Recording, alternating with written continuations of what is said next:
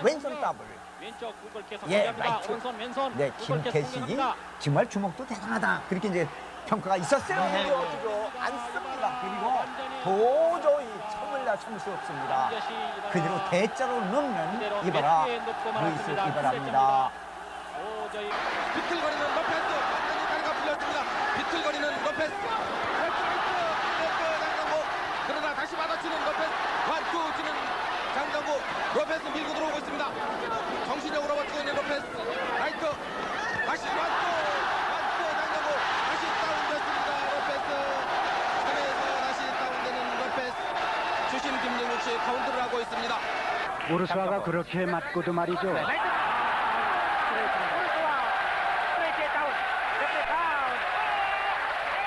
레프트 라이트 치는 장로 레프트 치는 장로 라이트 치는 장로 러프로 들어오고 있습니다.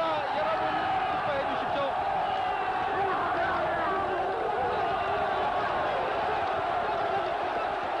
입니다. 다시 거짓 치고 있는 장정구 연타입니다. 램프 강타 파울.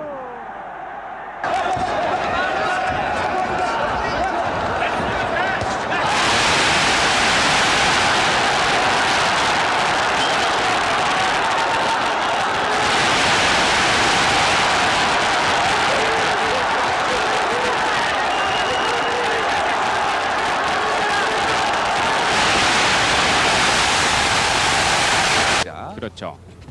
위빙 두 선수가 좌우로 움직여보는 원투 다운 됐습니다. 다운 전방석으로 다운됐습니다. 이명호 다가서고 있습니다. 올려준 이명호 라이트 오른쪽 원투 다시 휘청거리는 경기 끝났습니다. 면서 실마리를 풀어가야 되겠습니다. 네. 오른손이 단들었습니다. 원투 레프트 오른손이 빗나갔습니다. 네, 가부치게 몰아치는 이명호 마지막 안따림을 당합니다. 원투 스미스가 두 개 나갔습니다. 원투 KO승입니다. 멋진 경기 역시 유명호답습니다. 안녕하세요. 복싱 매니지먼트 코리아 황현철입니다. 펀치라인 복싱 토크 오늘 71회인데 그동안 저희가 1년 넘게 계속 음성으로만 인사를 드렸었어요. 근데 이제 비디오 시대도 됐고 복싱 M도 장비를 조금 갖춰가기 시작했습니다. 그래서 이번에는 시험 삼아서 나오신 패널 분들을 모두 모시고 영상으로 한번 인사를 드릴까 합니다. 일단 오늘 주제를 얘기하기 전에 나오신 분들 소개부터 듣도록 하겠습니다. 제 옆에 계신 장원재 박사님 본인 소개 좀 부탁드립니다. 네, 안녕하세요. 장원재입니다. 네, 간략하게 하겠습니다. 자, 그리고 복싱 매니지먼트 코리아 이사이신 아마 음성은 많이 들으셨을 거예요. 이성열 이사님입니다. 네, 안녕하세요. 이성열입니다. 자, 그리고 지난번에 이제 처음 저희와 같이 토크를 나누셨던 그 구본정님, 구혜윤 플로리님이십니다. 안녕하세요. 구본정입니다. 세 번째 지금 같이 함께 하고 있는데 아이디는 코토바님이시고 서준아님 함께 하셨습니다. 예, 안녕하세요. 복싱마니아 코토바입니다. 그리고 영원한 복싱 팬으로 우리 연도별 그 주제부터 많이 함께 하셨던 김영문님 나오셨습니다. 네, 안녕하세요. 김영문입니다. 그리고 저희 복싱 토크에 한 번도 출연을 안 하셨었는데 저희 복싱 매니지먼트 코리아 이사이시고 과거에 89년도였죠. 신인왕 MVP 후보였어요. 반갑습니다. 유경석입니다. 오늘 그 유경석 이사님은 그 이성열 이사님과 조만간 이제 시범 경기를 한 차례 정식 시합장에서 가질 예정입니다. 그래서 오늘 그 토크와 더불어 이제 페이스 오프도 서로 하고 이제 결의를 좀 다지기 위해서 같이 이제 한 자리에 모셨는데 자리도 널찍이 떨어져 계시네요. 날짜가 아직 안 정해졌습니다. 이제 삭발도 아니 이건 원래 제가 그렇게 하겠습니다. 두 분은 그러면 체중을 어떻게 맞춰서 하나요? 체중은 지금 그 유경석 이사께서 평체가 한 75kg, 그다음에 이성열 이사께서 평체 67kg 정도 나가서 한 72, 3 정도에 마치고 글로브 온스를 우리 유경석 이사께서 한 2온스 높은 걸 끼는 걸로 미들급 경기가 되겠네요. 미들급이 될 가능성이 있습니다. 저는 주니어 웰터급으로 나가겠습니다. 마구리는 뭐 상관없습니다. 플라이급이나 헤비급하고 할 수 있는 거예요, 막스. 그러면 출발해 보겠습니다. 오늘 복싱 토크 주제는 이성열 이사님께서 오래전에 그 화두를 던져주셨어요. 좋은 경기 명승부들이 많았지만 동시대에서 이루어지지 못한 명승부. 그러니까 시대를 초월한 그런 승부가 아니라 사실 김지원 선수와 서성인 선수는 두 번은 시합을 했지만 이승훈 선수와 서성인 선수 또 이승훈 선수와 김지원 선수의 경기는 결국 열리지 못한 그런 사례들이 상당히 많았습니다. 제한을 두지 않고 동시대를 살았었지만 정말 보고 싶었던 경기를 보지 못했던 그런 아쉬움을 이 자리를 빌어서나마 좀 풀어보고자 합니다. 그러면 그 주제를 내주셨던 이성열 이사님이 먼저 좀 화두를 꺼내주시면 좋겠습니다. 제가 이제 보고 싶었던 이루어지지 않은 시합으로는 이승훈 선수하고 이제 박찬영 선수, 그다음에 박찬영, 김지원, 그다음에 김용강, 그다음에 이거는 좀 이제 해외 선수인데 김용강 선수하고 이호까 선수 시합이 그렇게 보고 싶었습니다. 저는. 그리고 황준석 선수하고 정영길 선수.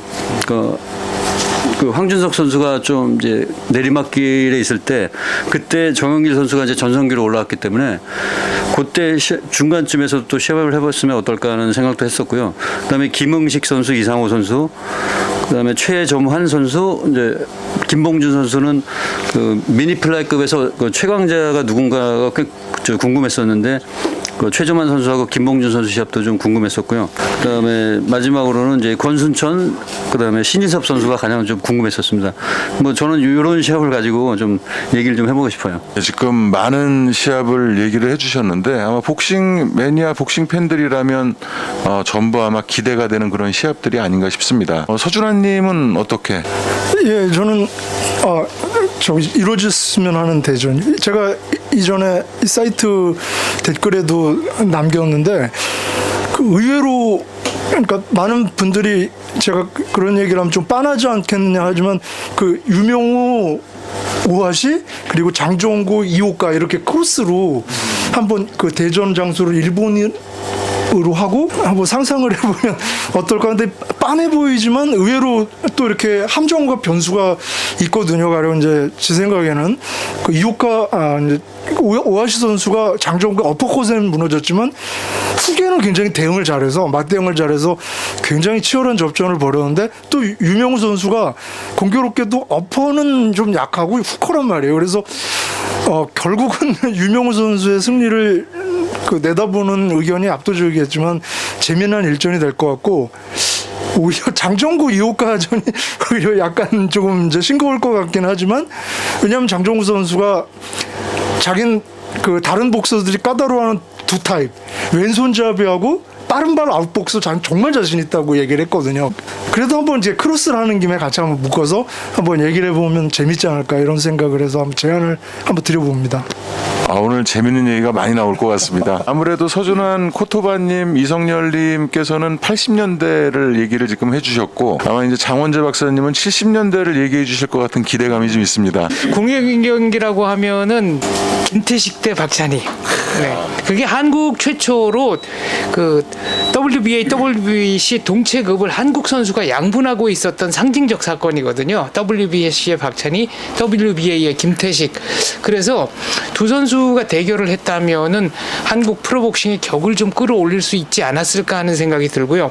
그리고 지금 이제 이성열 이사님이 백인철 대 나경민 얘기를 해주셨잖아요. 저는 이거를 한국판 파블리오스포로 확대를 해가지고 나경민, 백인철, 박종팔, 이왕섭 이왕섭까지 참전시키는 그런 뭐야 이왕섭이 좀 약한가요? 3개까지는 안 왔다. 그렇지만 이왕섭 선수가 민병용 선수와의 그 두 번의 경기를 모두 KO로 장식하고 또 WBC 라이트 헤비급 1위까지 올라갔었죠. 그래서 버질 힐과의 경기 성사 직전이었잖아요. 그러니까 제프 하딘과 그러니까 충분히 재밌는 경기가 되지 않았을까. 그리고 라이트 헤비급이라는 체급의 우위를 이왕섭 선수가 갖고 있는 거니까 어떤 승부가 펼쳐졌을지 매우 궁금합니다. 그러네요.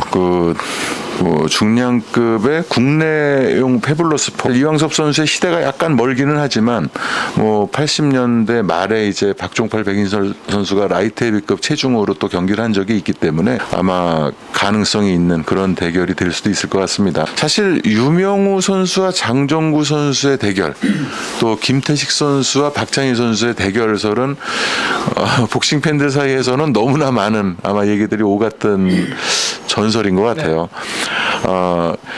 건드리기가 상당히 또 애매한 그런 부분도 있는데 그렇다고 마냥 모른 척하고 뒤에서만 얘기할 수는 없으니까 오늘은 얘기가 나온 김에 김태식 선수와 박찬희 선수의 대결을 한번 건드려 보도록 하죠. 말씀권에 계신 장 박사님께서는 이 승부를 어떻게 예상하시는지 한번 들려주십시오.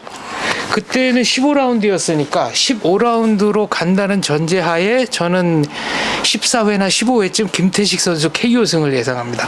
그러니까 초기에는 박찬희 선수의 테크닉을 김태식 선수가 뚫고 들어가기가 상당히 어려울 겁니다. 박찬희 선수는 오쿠마 쇼지의 3년 전에서 보여줬듯이 후반부로 갈수록 스태미너가 급강화했잖아요. 사실 스태미너 문제가 처음 불거져 나온 거는 이제 미켈 칸토와의 2차 방어전인데 그때 7라운드부터 15라운드까지는 정말 일방적으로 몰렸습니다. 그래서 미켈 칸토가 WBC에 제소를 했죠. 근데 WBC가 이제 제소를 안 받아준 이유는 5라운드에 한번 다운을 뺏었잖아요. 그런데 2라운드에도 박찬희 선수의 원투를 맞고 미켈 칸토가 뒷걸음질을 치다가 이 왼손 글러브를 캔버스에 댔고요. 다운이었고 기억이 나요. 네, 그리고 5라운드에서도 이제 옆으로 넘어뜨린 다운을 시킨 다음에 일어나가지고 다시 한번 원투를 맞춰가지고 그때도 비틀하면서 이 오른손 이 글러브를 캔버스에 댔거든요. 그러니까 그 두 개를 녹다운으로 간주한다고 한다면 15라운드 무승부 판정은 정당했다라는 게 WBC의 최종 판단이었고, 그래서 미켈 칸토 측에서도 더 이제 항의를 안 했던 것으로 알고 있습니다. 그래서 김태식 선수가 피터 마테블라와의 경기에서도 중간에 여러 번 이제 위기가 있었지만 어쨌거나 끝까지 버텼고, 김태식 선수를 무너뜨리려면은 그 티토 누구였죠? 저기 그 아벨라처럼 안토니오 아벨라처럼 강력한 하드 펀처가 정타를 때리는 것밖에 없는데 박찬희 선수가 그런 그 파워풀한 펀치의 소유자는 아니니까요. 그래서 초반 7, 8라운드는 박찬희 선수가 압도적으로 우세했겠지만 이후에 점차적으로 밀리면서 13, 14, 15라운드 이 챔피언십 라운드쯤 가면 김태식 선수의 이 터프한 공세를 박찬희 선수가 견디기는 조금 어렵지 않았을까라는 정말 주관적이고 개인적인 평가입니다. 저는 박찬희 선수도 굉장히 좋아하기 때문에 이런 예상을 할 때는 늘 조심스럽습니다. 그렇죠. 네. 장원재 박사님께서 개인적인 주관에 의한 그 예상한 걸 아주 확실하게 그 일목요연하게 정리해서 얘기를 해주셨는데 분명히 또 반론이 있을 것 같고 서준환님도 70년대 복싱에 또 한몫하시기 때문에 하실 얘기가 있을 것 같아요. 예, 저는 조금 의견이 조금 다릅니다. 역시 뭐 또 의견이 달라야 재밌겠죠.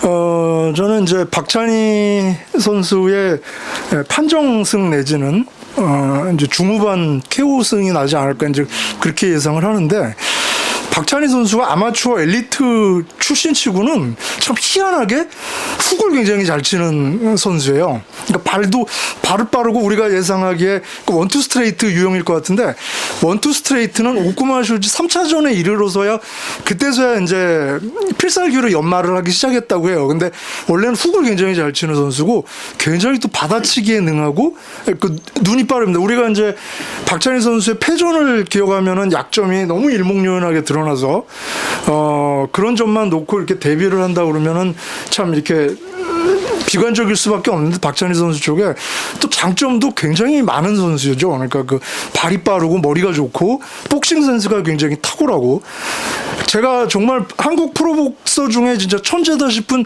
장정구 선수가 인정하는 천재더라고요. 박찬희 선수가 지난번에 이제 대단 프로에 나와서 보니까 그 정도로 뭐 어려서부터 복싱 센스로 이제 두각을 나타냈고 그러는데 양 선수 그 대결 대전이 불거졌을 때 김태식 선수가 뭐 사각의 링은 좁고 도망 다닐 데가 없다 이제 뭐 그런 얘기를 했는데 박찬희 선수가 그런 얘기를 했어요. 아니 난 도망 다니지 않는다. 난 받아치기로도 김태식 정도의 스피드나 둔한 훅은 충분히 유리할 수 있다라고 그렇게 이제 서로 재미삼아 이제 아마 그렇게 이제 스포츠 언론을 달궜던 것 같은데 제가 보기에는 그런 면에서 김태식 선수가 만약 러싱 파이팅을 평소 대전처럼 한다 그러면 굉장히 박찬희 선수가 좋을 것 같아요. 구티 에스파다스가 그렇게 초반에 허망하게 무너진 이유도 만약 1라운드 다운을 뺏고 구티 에스파다스가 초반에 조금 돌았다면 박찬희 선수가 이제 고전했을 건데 아주 이건 뭐 멕시칸 열혈 파이팅 멕시칸답게 그냥 일제 전진해서 들어가는데 그걸 놓치지 않고 굉장히 교묘하게 뭐 이렇게 그 로블로를 쳤다느냐 하면서 그것도 어필을 해가면서 그걸 유리하게 이끌어 가다가 아주 뭐 정광석과 같은 받아치기로 이기지 않았습니까? 저는 그러면서 눈이 빠르고 발이 빠르고 그리고 테크닉에서 한 수 위인 박찬희 선수가 경기 내내 주도권을 쥐고 가다가 중후반이나 판정으로 승부를 가져가지 않을까 그렇게 예상하고 있습니다. 우리 구본정님께서도 아마 그 대결에 대해서 많이 생각을 해보셨을 것 같은데요. 예, 뭐 80년대 한국 복싱의 슈퍼스타 두 분이신데 제 개인적인 생각은 역시 테크닉에서 앞서는 박찬희 챔프가 무난하게 판정으로 이기지 않을까 생각하고 있고요. 그 이유는 이제 좀 전에 코토바님도 말씀하셨지만 박찬희 선수가 물론 보디의 복부 쪽에 좀 약점이 있긴 한데 김태식 챔프의 그 펀치 스피드 정도는 무난하게 좀 잡지 않을까 좀 생각을 하고 있습니다. 이성열님은 어떻게 보시나요? 지금 방금 이제 말씀하셨는데 그 박찬희 선수의 약점을 키워드로 따지면 복부와 스태미너 두 가지고 김태식 선수는 독일병정이라는 닉네임 같은 그런 이제 저돌적으로 밀고 들어오는 스타일인데 박찬희 선수가 가장 싸우기 좋아하는 스타일이 이제 멕시코 스타일이에요. 그래서 그 김태식 선수 같이 이렇게 저돌적으로 밀고 들어오는 선수에게는 제가 본 적도 없고 그런 스타일에는 절대 밀릴 박찬희 선수의 눈이 아니기 때문에 그 복부 약한 거는 그때 약하다기보다는 그때 운동을 좀 덜 했거나 아니면 저번에 황 대표님 말씀처럼 시합 간격이 너무 좁았기 때문에 어떤 그런 거에 의한 그 주저앉음이지 복부를 맞고 결코 KO했다고 생각하지는 않고요. 그다음에 스태미너 같은 경우도 박찬희 선수가 이제 시합 전에 뭐 세계 타이틀이든 프로 데뷔에서부터 담배를 이제 한 대씩 태고 올라가셨다는 그런 얘기를 들었는데 그런 걸 좀 시합 외적인 거를 좀 자기 철저하게 조절을 해서 준비를 잘해서 올라간다 그러면은 8라운드 최소 이제 10라운드 전까지 충분한 그 점수를 따놓은 게 있기 때문에 마지막 5라운드를 주도권을 내준다고 하더라도 뭐 박찬희 선수가 한 2, 3점 차이로 3대0 판정으로 이기지 않을까 뭐 그런 생각을 하고 있습니다. 프로를 실질적으로 뛰어보셨던 우리 유경석 이사께서는 어떻게 생각하시는지? 저는 사실 그때 뭐 경기를 어려워갖고 본 적이 없습니다. 근데 나중에 이제 뭐 유튜브나 조금씩 봤는데 제 생각엔 그렇습니다. 일단 복싱에 상대성이 있기 때문에 제 생각에도 뭐 박찬희 선수님이 조금 유리할 수 있지만 그래도 그날 컨디션 뭐 그런 게 많이 작용할 것 같습니다. 두 분 그 매치에서는. 그래서 보면은 물론 그 상대성이라는 거 뭐 제 개인적인 생각에서 상대성인데 이 김태식 선수의 어떤 그런 파워풀한 복싱을 박찬희 선수가 충분히 저도 이렇게 좀 테크닉으로 이렇게 할 수 있다고 생각을 하지만은 또 이 라운드가 15라운드이기 때문에 거기에 저도 약간 또 좀 아이러니한 그런 생각이 있습니다. 그래서 저는 어려서 그런 걸 좀 느끼지 못해갖고 제가 정확한 답변을 제가 못 드리겠습니다. 이런 것들. 그 통계로 본다면은 김태식 선수가 후반 라운드에 KO승을 거둔 거는 캐리어 내내 한 번도 없죠. 그렇죠. 이제 그런 점이 이제 제 예측과 좀 어긋나는 부분이긴 하지만 어떤 면에서 박찬희 선수보다 훨씬 스피드가 뛰어났던 루이스 이바라 선수를 2라운드에 그냥 압살해버린 전과도 있기 때문에 그런 면에서 저는 김태식 선수한테 조금 가산점을 준 거고요. 여기서 이제 조금 더 나가면 김태식 대 김성준, 박찬희 대 김성준 그 경기는 어땠을까? 이것도 굉장히 궁금합니다. 일단 이거부터 결론 내고. 지금 박찬희 선수 5대 쪽으로 가고 있는 것 같은데. 뭐 결론을 굳이 내야 될 필요는 없을 것 같고요. 장 박사님의 일목요연한 그 정리를 들으면서 후반 라운드에 또 그 김태식 선수가 피터 마테블라를 상대로도 전반을 조금 소강 상태로 보내다 후반을 그때 완전히 앞섰었거든요. 그런 면을 생각하면 후반이 약한 박찬희 선수에게 충분히 후반 KO승을 거둘 수 있겠다는 그런 그 얘기도 생각이 갑니다. 그렇죠. 가능할 것도 같아요. 제가 김태식 선수의 후반 KO승을 예측한 근거 중에 하나는 아넬 아로살 선수 버팅에 의해서 턱뼈가 부러진 상태에서 초인적인 힘을 발휘해가지고 15라운드 내내 끌고 가서 결국은 이겼거든요. 그러니까 김태식 선수는 안토니오 아벨라에게처럼 초반 압살당하지 않는다면 후반에 그렇게 무너질 것 같지는 않다는 얘기고요. 또 박찬희 선수가 캐리어 후반에 보여준 급격한 체력 약화 이 문제를 과연 얼마나 극복할 수 있을지. 그러니까 이거는 두 선수가 전성기 때 붙느냐 아니면은 조금 뒤에 붙느냐에 따라서 또 승부 예측이 많이 갈릴 것 같습니다. 제가 논하기에는 제가 거의 갓 돌 지났을 때 벌어졌던 시합인데 저는 승패를 예측하기보다는 이 박찬희 선수의 시합을 몇 번 봤지만 그 기술적인 면모는 다 드러났지만 제가 감히 뭐 김태식 선수의 트레이너 입장에서 만약에 서서 박찬희 선수에 대한 작전을 짠다면 결국 관건은 초반에는 포인트를 좀 잃더라도 박찬희 선수의 약점, 뭐 일반적인 약점, 후반 스태미너를 공략하기 위해서는 결국 레프트 바디 펀치를 얼마나 잘 구사할 수 있는 그런 연습을 시키냐의 관건이 달려 있다고 저는 생각하거든요. 근데 김태식 선수, 문성길 선수 이 두 분의 시합을 보면 거의 공격이 워낙 강펀쳐다 보니까 스스로의 주먹에 대한 자부심이 너무 뛰어난 나머지 공격이 거의 앞면에 많이 몰려 있더라고요. 김태식 선수, 문성길 선수는 당연한 거고 김태식 선수도 그분의 시합을 많이 본 건 아니지만 그래도 대중에게 지금도 볼 수 있는 그 시합을 본다면 스타일이 조금 죄송한 표현이지만 너무 단순하지 않나. 단순하고 공격 일변도고 공격 일변도지만 단순하고 변화가 없고 너무 자기 자신에 대한 스타일에 대해서 본인 스스로가 엄청난 자부심을 가지고 있다. 근데 이런 멘탈적인 것과 기술적인 부분을 얼마나 내려놓고 좀 더 연습하다 보면 우리 장 박사님처럼 후반 KO승이 김태식 선수라고 해서 후반 KO승을 내지 못하리라는 법은 또 없다고 저는 봅니다. 예. 그렇다고 또 장 박사님의 의견에 전적으로 100% 또 동감하는 건 아닙니다. 또 그 코토바님 말씀대로 박찬희 선수의 그 인사이드웍 또 그 인파이터를 다루는 그 능력을 생각해 볼 때는 진짜 답이 안 나올 것 같아요. 그래서 그렇죠. 그러니까 한쪽이 완전히 이긴다는 말을 쉽게 꺼내지 못할 정도로 정말 막상막하의 그 세계 챔피언들이었기 때문에 운동을 열심히 하고 그 외적인 인자가 중요하다고 생각합니다. 당시 인기는 누가 더 많았나요? 그래도 김태식 선수가 더 많았나요? 뭐 제가 느끼기에는 임팩트가 김태식 선수가 더 있었던 것 같은데 박찬희 선수의 팬들은 무시하지 마라. 박찬희가 권투는 제일 잘한다. 이런 얘기를 많이 했던 것 같아요. 네, 한국 최초의 5차 방어를 했으니까요. 그런데 김태식 선수가 이바라 선수 KO로 이긴 거는 그 자체가 그대로 CF가 됐습니다. 그래서 뭐 강력한 힘, 그 뭐였더라? 현대자동차. 네. 그러니까 경기 자체가 그냥 CF로 갔다는 거는 그만큼 뭐랄까 임팩트가 컸다는 얘기고요. 그때 그 경기를 보고 관중들이 정말 방석 집어던지면서 난리가 났었죠. 그리고 막혔던 속이 뻥 뚫리는 것 같다. 그러니까 박찬희 선수가 구티 에스파다스 선수를 역전 KO로 이긴 것은 정말 정밀한 전자제품, 어떤 그 금 세공, 다이아몬드 세공사의 복싱이라면 김태식 선수의 경기는 커다란 망치를 가지고 그대로 그냥 일발풀도로 휘둘러 벌리는, 그러니까 맛이 아주 달랐던 복싱이죠. 그래서 맞대결이 정말 궁금합니다.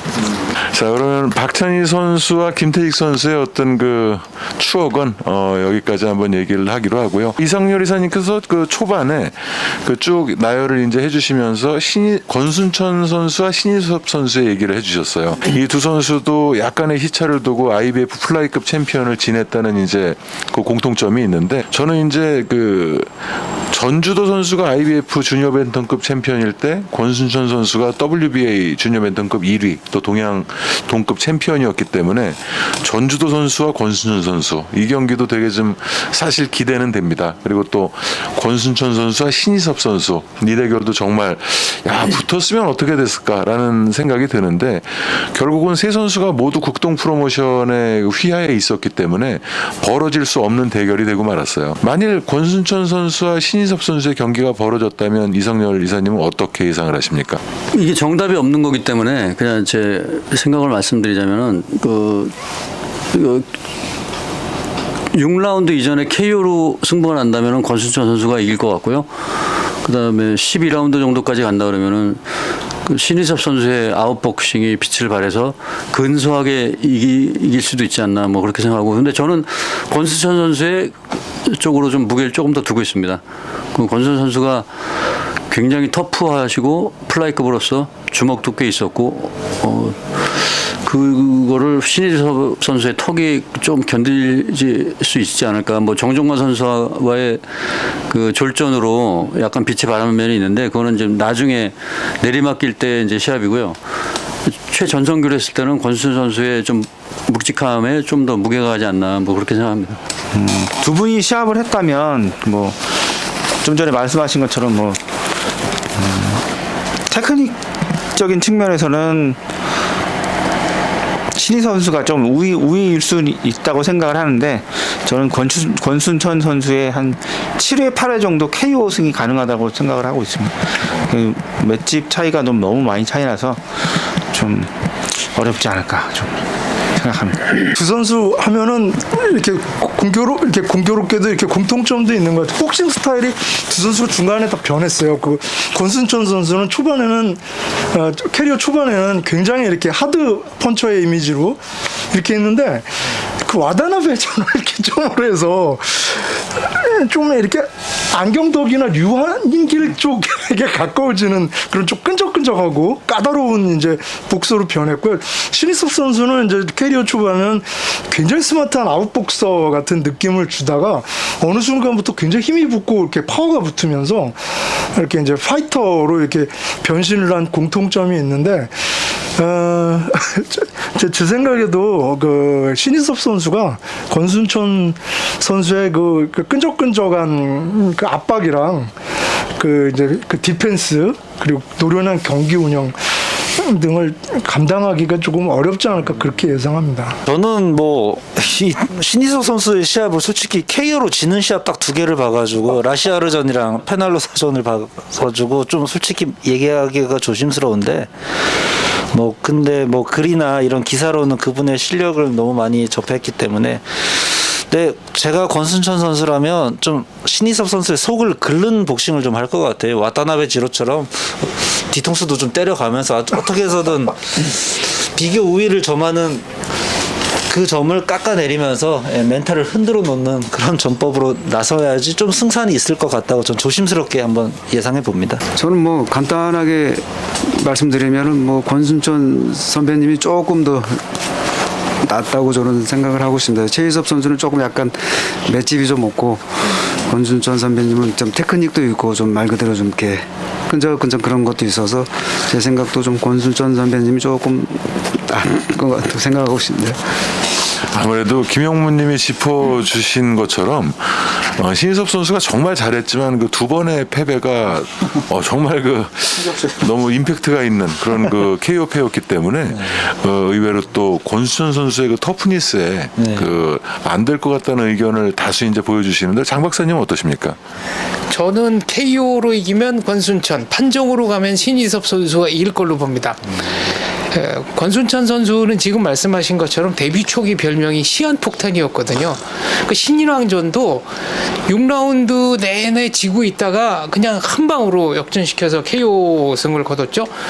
그리고 초기에는 그런 경기가 많았는데 이제 와다나베 지로와의 경기에서 벌점을 4점 먹지 않았나요? 그러니까 그거는 실격패도 할 말이 없는 건데 한국 심판이 그거를 얼마나 엄정하게 이제 잡아주느냐가 문제가 되고요. 또 신희섭 선수가 제주도에서 벌어졌던 최초의 세계 타이틀 매치 WBA 플라이급 타이틀 매치에서 그 라시아르 선수에게 정말로 어이없이 KO 패한 거, 이게 이제 팬들의 뇌리 속에는 참 강하게 남아 있습니다만, 저는 신희섭 선수가 그 비극적인 사건을 겪은 뒤로 복싱에 대한 집중력이 좀 사라졌다고 봐요. 왜냐하면 링 위에서 계속 상대를 몰아붙이는 게 아니라 어느 순간에 이렇게 멈칫하고 좀 멍 때린다고 해야 되나요? 그런 게 보였거든요. 그러니까 라시아르 선수와의 경기에서도 처음에 이제 잽이 굉장히 잘 들어가서 그 세컨들은 스타트가 좋다.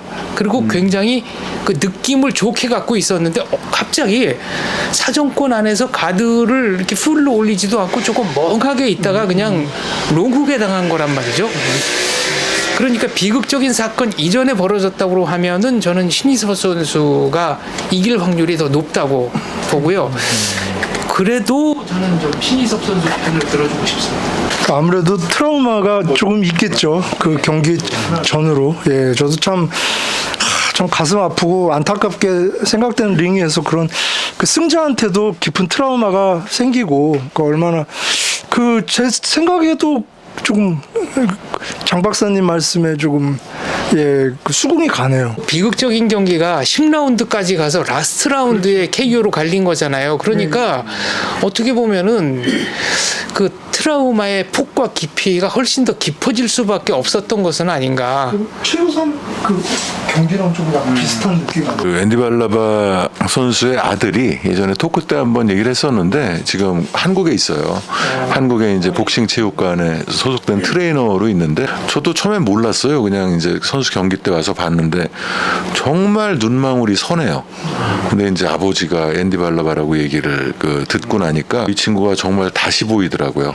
그래서 국내에서 지금 상당히 오랜 기간 동안 선수들을 가르치고 있는데 비극이죠. 그 당시에 그 일이 김득구 선수의 전조였던 것 같아요.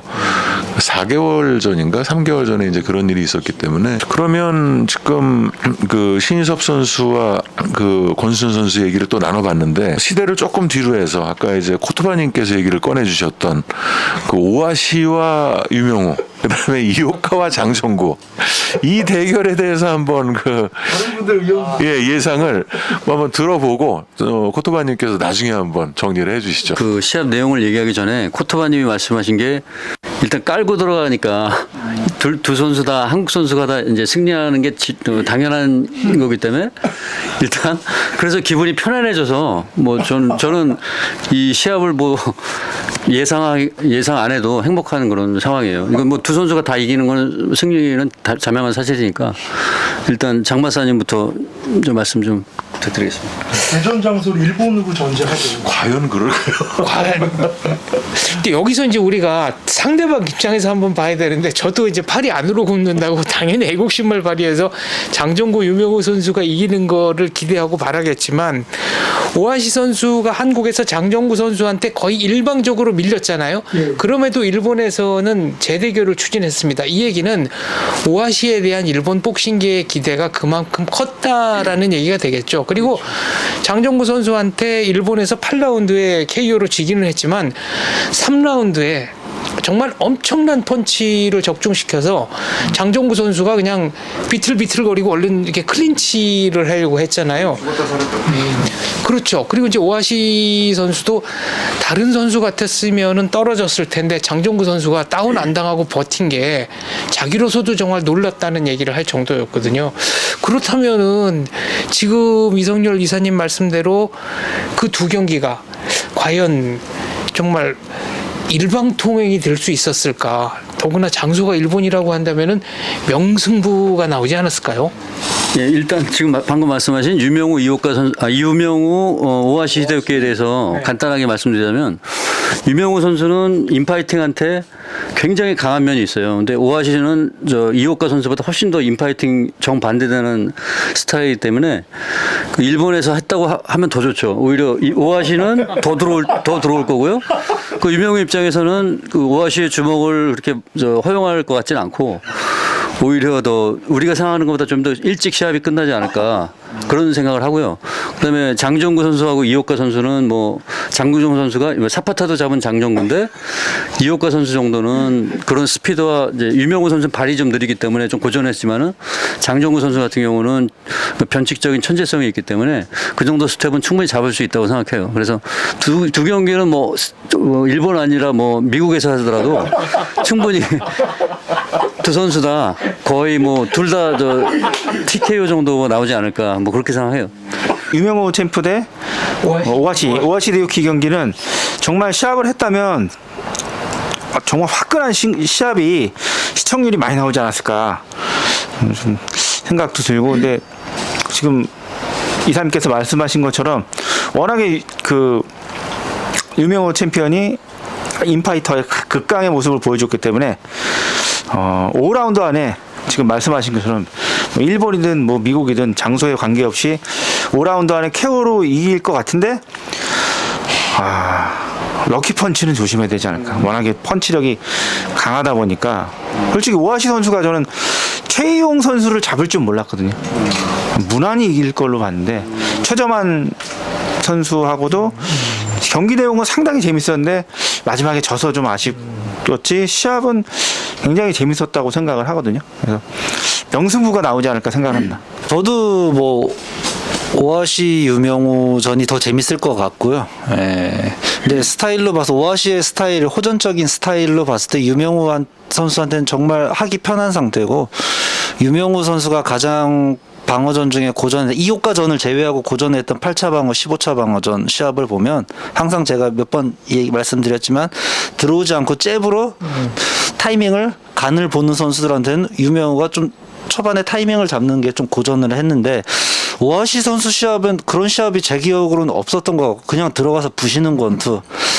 예전에 장정구 선수가 몇 년 전에 이런 말씀을 하신 적이 있어. 자기는 오아시랑은 10번 붙어도 10번 다 이길 수 있다. 왜 그러냐니까 절대 자기 패턴을 안 바꾼다. 오아시는 꾸준하게 한 패턴으로 밀고 들어오기 때문에 자기로서는 너무 하기 편한 상태다라고 말씀하신 적이 있는데, 그 점을 그대로 적용시켜 본다면 유명호 선수한테도 시합을 본다면 유명호 선수를 좀 얕잡아 보고, 뭐 얕잡아 보진 않겠죠. 근데 어떻게든 둘 다 베스트 컨디션으로 88년도 경에 시합을 한다면 유명호 선수가, 저는 KO 시킨다기보다는 한 3, 4점 이상의 여유 있는 판정승. 그리고 3라운드 카운터 펀치는 그건 스타일에 따라 틀린데 유명호처럼 가드를 견고히 하는 선수가 그런 카운터 펀치를 허용할 것 같지는 않고 차분하게 잘 풀어갈 것 같습니다. 그렇게 안전운행, 유명호 다른 방어전을 유명우의 다른 시합을 봤던 것처럼 좀 편안한 마음으로 관전하지 않았을까라는 생각을 제가 조심스럽게 해봅니다. 저는 제가 운동할 때 그분들에게 체육관에 가서 시합 전에 이제 스파링도 하러 갔었고 제가 현장에서 많이 봤는데, 그 크로스 대결에서는 그 당시에는 무조건 우세했죠. 제가 봤을 때는 한 7대 3으로 두 분 다 어떻게 대결이 돼도 저는 제 생각에는 이긴다고 좀 보고, 그리고 오아시나 이오카 같은 경우는 이 순발력이 좀 없거든요. 장정구 선배님은 순발력이 뛰어나고 펀치도 좋고, 유명우 선배님은 힘이 좋고 연타가 좋고, 그래서 제가 봤을 때는 거의 뭐 7대 3으로는 뭐 무조건 KO로 이긴다고 저는 보고 있습니다.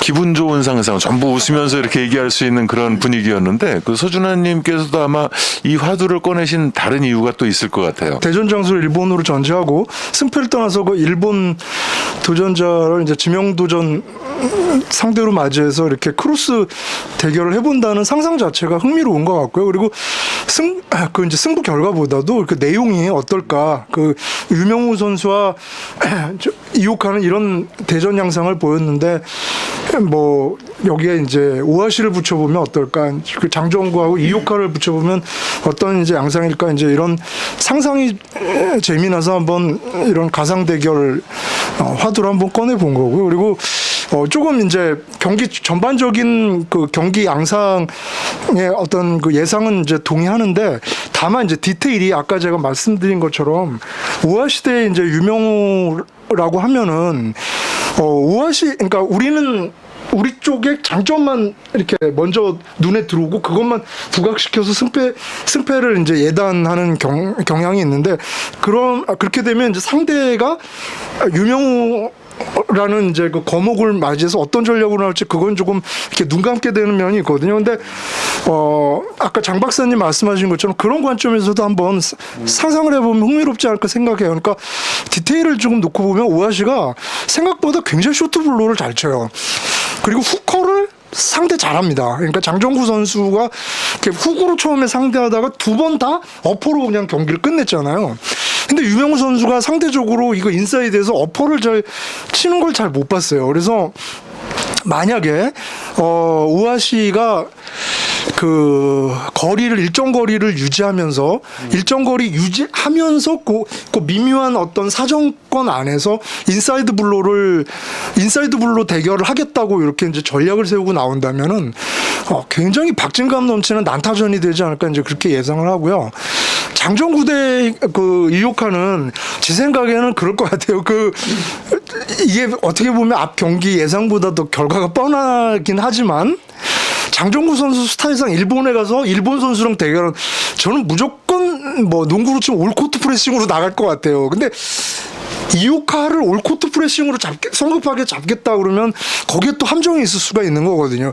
이오카는 생각보다는 굉장히 이렇게 만만한 선수가 아니라고 봐요. 그러니까 잽이 너무 좋고요. 그러니까 한국 선수가 대체로 보면 유명 선수뿐만 아니라 리딩 펀치, 그러니까 아주 기본기에 충실한 리딩 펀치 소유자에 약해요. 그러니까 그런 면으로 봐서는 장정구 선수가 프레싱으로 나가고 이오카가 기본기에 충실하게 이렇게 나간다면은 조심해야 할 부분이 분명 장정구 선수한테도 있지 않을까 그렇게 예상을 해보는데 제 예상도 다른 분들과 비슷합니다. 승패는 뭐 논하고 싶지 않아요.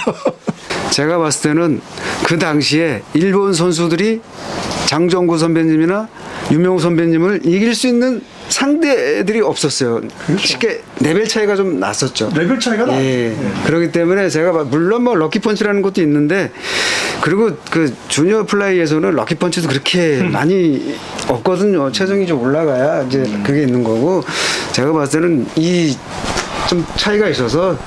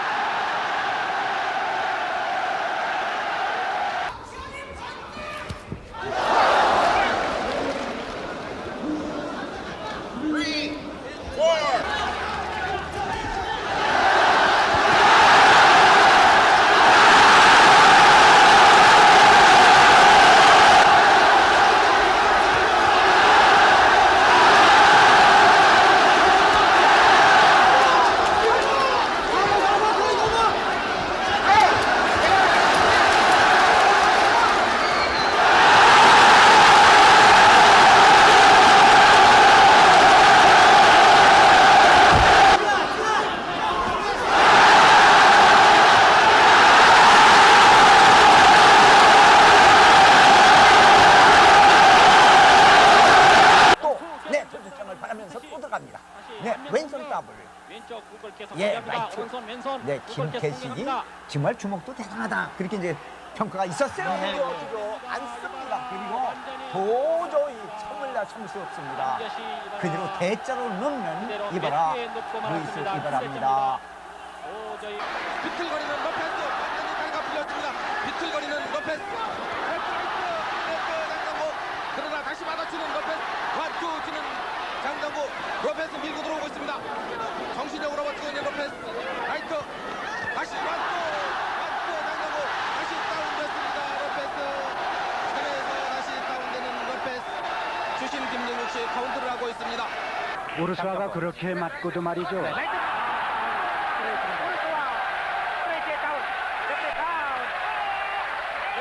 레프트 라이트 치는 장정 레프트 치는 장정 라이트 치는 장정 오른쪽 치는 장정 러프로 던지고 있습니다. 여러분 축하해 주십시오.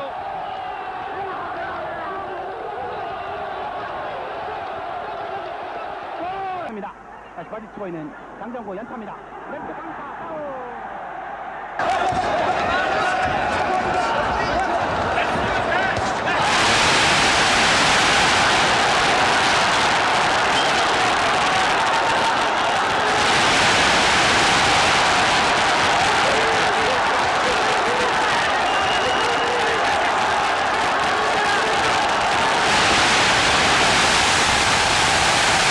그렇죠.